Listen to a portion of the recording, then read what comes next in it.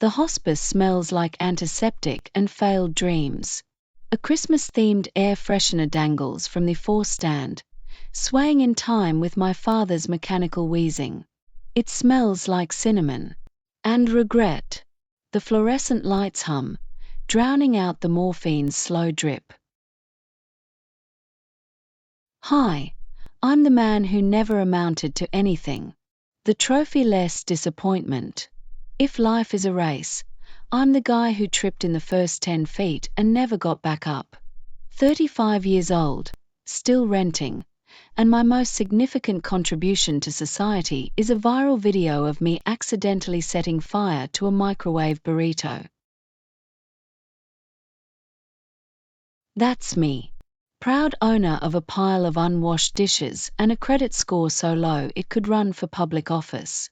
I sit slouched in the corner, watching my dad suck on life like it's a particularly stubborn milkshake. His enormous, round face, round belly, round everything.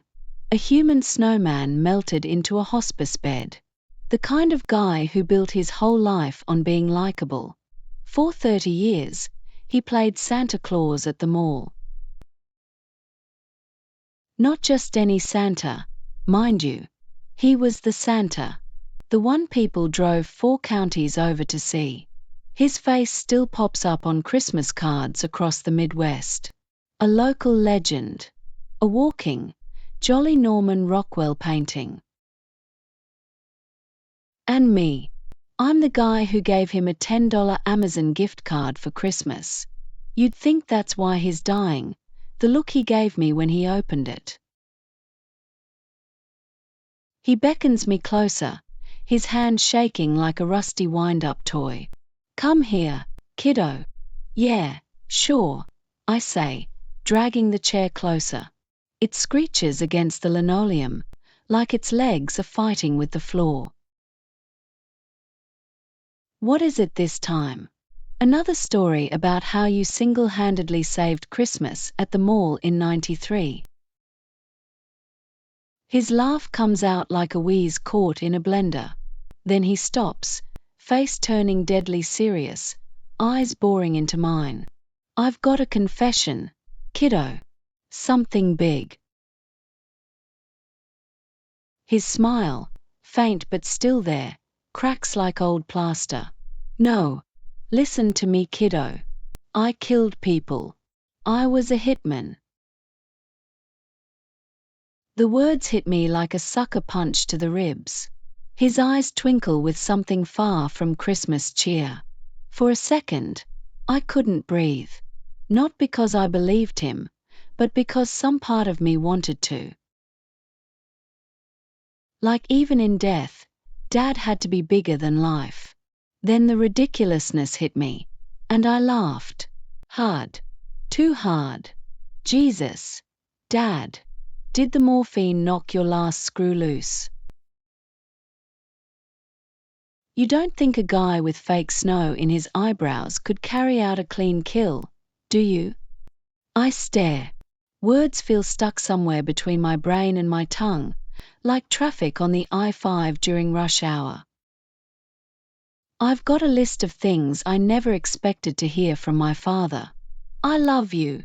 I'm proud of you. There's a secret trust fund hidden in the walls. But this takes the cake. And then assassinates the baker. You're messing with me, I finally manage. Is this one of those morphine fever dreams? Should I call the nurse? Blink once for yes. Dad coughs out a laugh, deep and phlegmy, shaking his head. No joke. I was good at it too. Seasonal work was the perfect cover. Everyone sees Santa as a big, harmless teddy bear.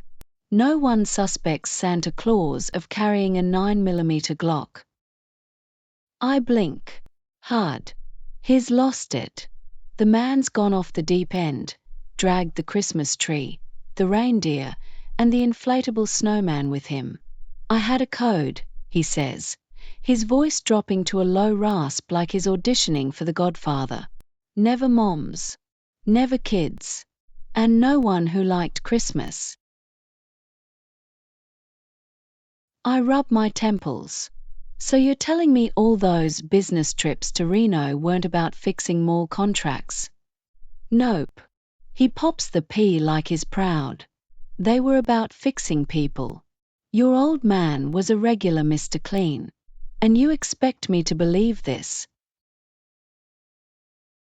He leans forward, a Herculean effort given his state. Remember the upstairs neighbor at our old place? The guy who played techno at 2 a.m. I nod slowly, stomach sinking. You said he moved. I moved him. His grin widens. To a landfill. Permanently. You're not serious, I whisper, but my voice cracks. Oh God, he's serious. Go to my apartment and look for a box labeled Santa's naughty list, top shelf of my closet. See for yourself. I'm halfway to the door when the heart monitor gives up, the line going flat like it's tired of pretending he had time left.